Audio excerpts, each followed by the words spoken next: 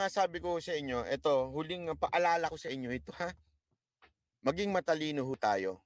Maging matalino at hindi lang tsismoso at tsismosa, okey? Tandaan ninyo mga kababayan, eto, isaksak niyo na sa kokote niyo ito, ang kalaban ay magaling sa propaganda.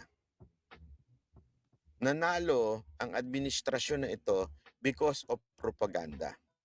Paano nasaksak sa kokote ng mga Pilipino na may tanso gold, may Talano gold?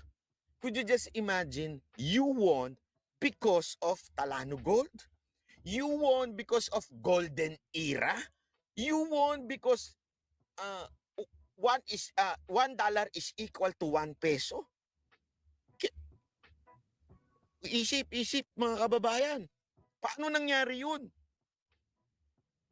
Ba? Anong sinabi? Etong maman to, 6 na taon na natulog at nanood ng Netflix. Walang ginawa. Lahat ng kalaban niya, merong ginawa for 6 years. Ito walang ginawa. Paano nanalo? Propaganda, fake news, Talano gold, golden era, electric pan. Nanalo sila dyan. How did it happen? Propaganda.